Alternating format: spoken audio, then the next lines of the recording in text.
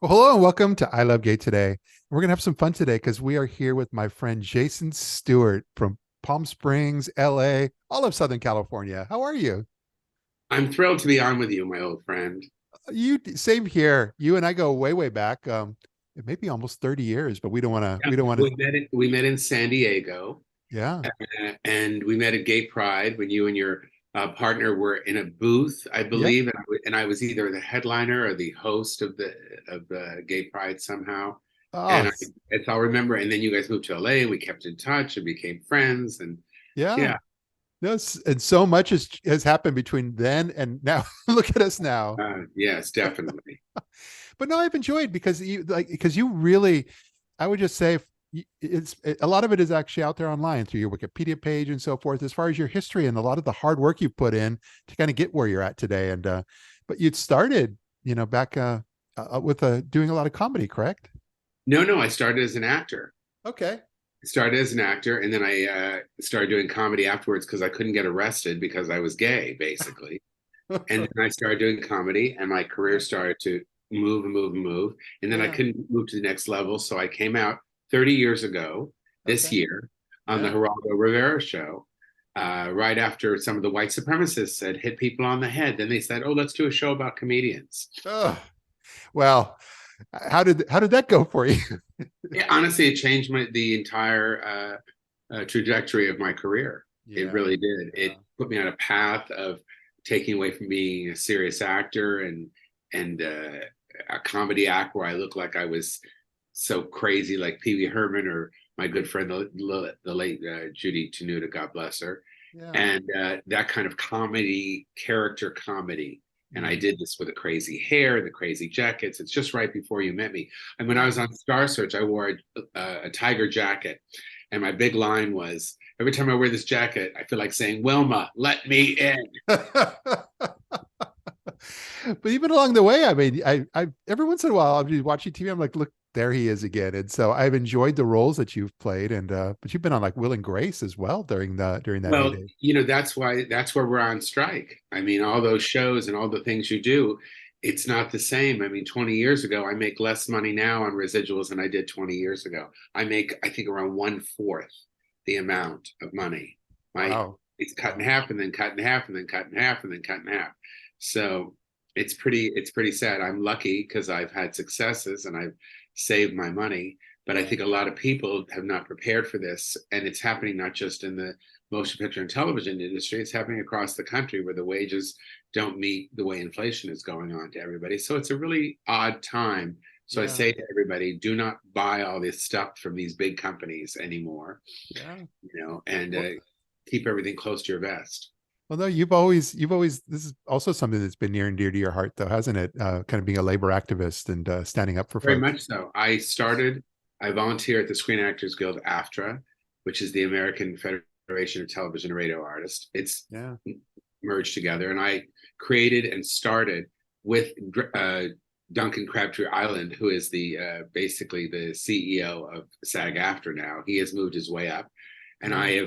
I volunteer. I'm the national co-chair of the Screen Actors Guild after LGBTQ committee, along with Okay. Tracy Godfrey. Yeah. Wow. I've also Well, been on the independent film committee, the diversity committee, the comedians committee, the people over 50 committee, yeah. Yeah. everything. Yeah. Well, between all that and then I know that as I enjoyed kind of seeing your career as it's changed too, and I know that you've gone from comedy and you started to take on more serious roles as well, right? Oh yeah. Recently, a couple, 5, 6, 7 years ago, I was in a film called The Birth of a Nation, where I Yeah. played a white heterosexual Christian plantation owner in 1831. It could happen, and it changed my life because it not only filled uh, and checked boxes for me as an artist of things that I wanted to do to be in a film that's important. It also taught me about generational wealth for Black people in this country, Yeah. and that sometimes it's best to sort of shut up and listen, Yeah. take off your shoes, put on their shoes, and just listen to people and see and get educated and know that that's their truth and to Yeah. believe them. Yeah. No, that was I know of that film, and that was a heavy one. So that I can imagine how that's changed for you. And but Oh yeah. even today, like what are you working on? What are you working on now? Well, now we just released the second season of my short form series Smothered, Yeah. which was up for an Emmy nomination. We were on the list, which Really? was quite a feat. We were one of 12, myself and Mitch Hara, who's my co-star, co-producer, co-creator, Yeah. co-writer Yeah. of Smothered, which is a series about these two guys who have been in a relationship for 30 years, who hate each other but can't afford to get divorced. Uh, it's on Reverie and Amazon and YouTube, and you can go to smotheredtv.com and you can watch the show. It's a short form series. Yeah. There's two seasons, and we have everybody on it from Amanda Burst from Married with Children to Jay Rodriguez from Queer Eye. But that also kind of puts me in the direction where I'm thinking, out of all the folks that all the actors and so forth, I think you're special in that sense, where you really know how to master not just social media, but the technology and streaming and so forth. And because especially on the distribution of this, you are everywhere with this film. Well, it's a short form TV series. That's why we have everybody go to the website, honestly, because it's hard to find. Because there's 20. We're on Reverie, who is our main distributor, put us on 20 different platforms. Yeah. So, but it's best to go to Reverie or go to smotheredtv.com. Yes, Rich and I were just talking this morning and saying, God, it's so hard for people to find us. You know. Because there's other things there's that terrible reality series that's crazy. Okay. And then there's also Smothered Onions and Who Was Smothered That Week. And if we probably had to do it over again, we'd probably pick a different name. But when you're posting on it, I mean, you really go the extra mile when you share, you tag all the right folks, and not only are you structurally, like, you're doing all the right stuff, but you also show interest in others and people, not just that are in the industry and so forth, but you really, like, you're engaged. And I think that makes all the difference.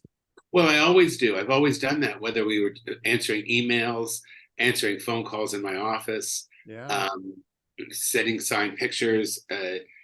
When my autobiography came out a couple of years ago, I would put it out. It's called "Shut Up, I'm Talking," and I would put this up on, I guess, Facebook or Instagram or Twitter or whatever, and I'd say, hey, if you want an autographed copy, just hit me up in an IM and send me your address, and I'll do that. And I didn't realize that people wanted autographed copies so bad. I thought, God, that's over. Everybody just wants to do photograph, But no, I was wrong. So I sell them independently, and I also sell them through Amazon and also through the company CCB Publishing that published it.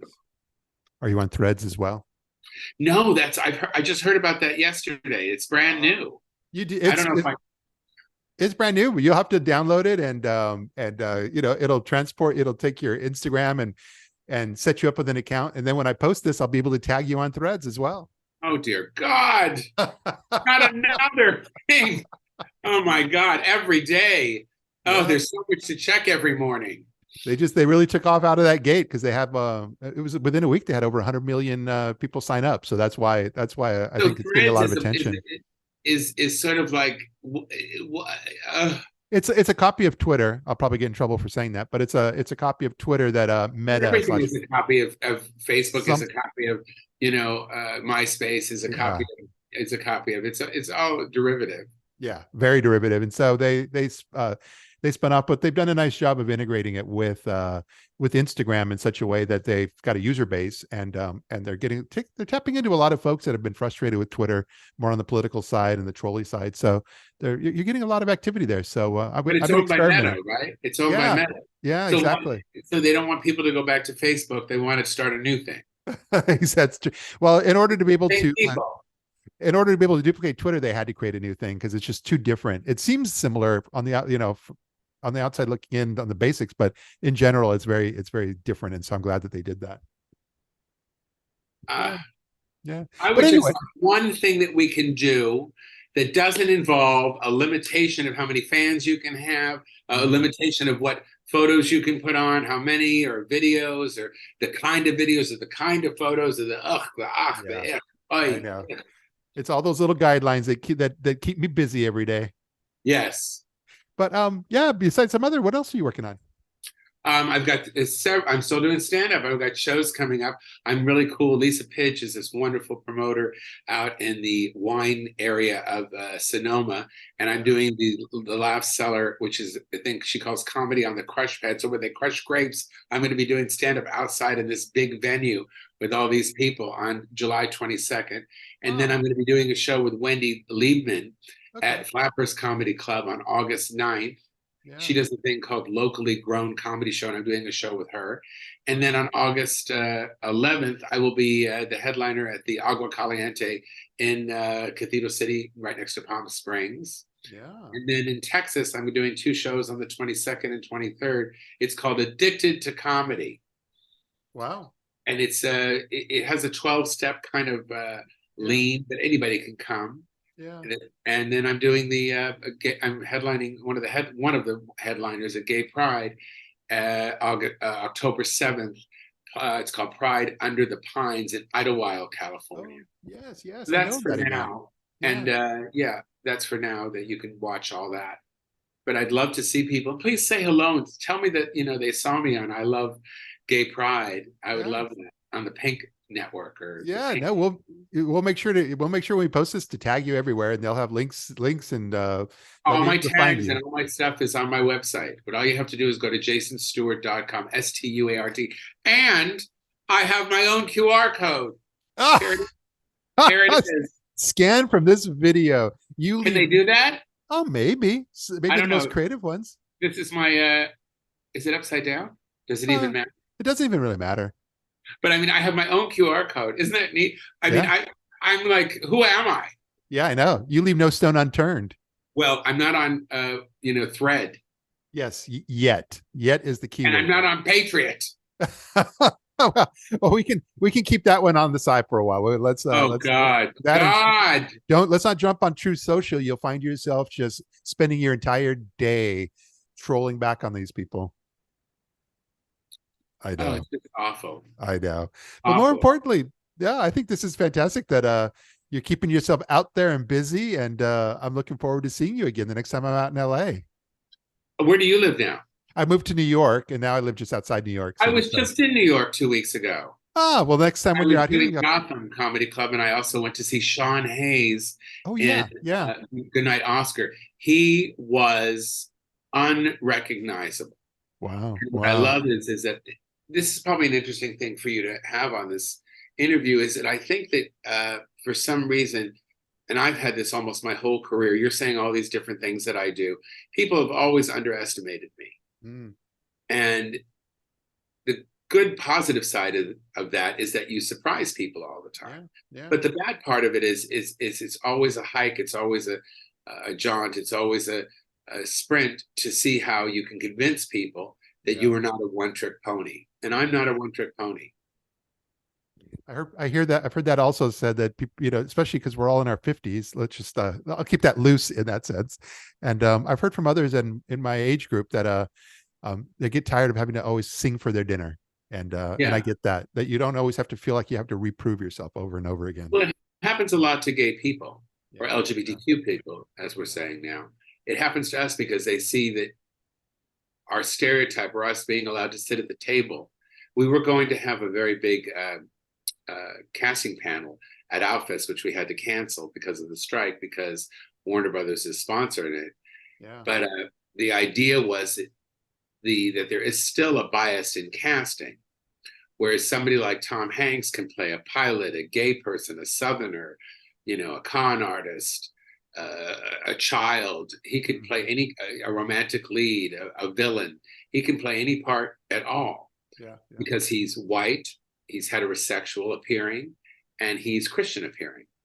But anybody else that isn't that has to prove that they can play another part. They'll look at somebody and the first thing they'll say, oh no, she can't do that. Farrah Fawcett can't play anything that's dramatic. She's just light fluff, and look what she did a million years ago with The Burning Bed. She was one of the first people to turn that around. And there's so many other actors that have done that. Not all of us have had the career of, Meryl Streep or my favorite actor, Dustin Hoffman. It's all baby steps. It gets better, but it's not a smooth process. It's very bumpy along the way. I think people have to open their minds up Mm, and not feel like, oh, hey, you're attacking me. It's not yeah, attacking you. We're just educating you as we educated ourselves. I had to educate myself. yeah, 10 or 12 years ago, I said, hey, it's time for me to really stop thinking of myself as just a funny gay guy or a prissy manager of a hotel or a maitre d' or something, and say, hey, I can play a plantation owner in 1831. I can play yeah, yeah, a private eye who's into spy work. I can play a detective who's grouchy. I can play all different kinds of parts. I can play someone's dad who's dying of cancer. yeah. I can play a lot of different things. I'm not a one-trick pony. I'm not just one person. And then go back to doing my series where I play this, crazy gay guy. Yeah. Still doing what you love. Well, I love creating. Yeah. And Yeah. Mitch Hara had asked me and said, hey, do you want to do something together? And we've been talking about it for years. And we had this funny repartee between the two of us. And we created this series and we did two Nice. seasons. The first season, I won the Indie Series Award for Best Actor in a Comedy. Wow. Nice. And then, No, it's on my radar now. I'm going to talk. My husband and I we figure out what we watch together in the evening. So I'm going to ask him if he wants to put this on our list. please. Oh, you didn't ask him? Now I have to jump through another hoop? Oh my God. Oh yes, he is. He is in charge when it comes to what we choose to watch. But he does welcome my input. Oh my God, he's in charge. What does he do? What is he a dictator? He keeps me in line. Oh, okay. Well, I I know. don't know. I love it. Well, mostly like I said, I'm really looking forward to being able to reconnect with you again in the real world. And but mostly I'm glad you were able to take a few moments of your time and kind of share a bit of your story here with our audience. Thank you so much. And I'll hit you up next time I'm in New York. I would like that. Thanks again now. Thank you. Feels good, so good.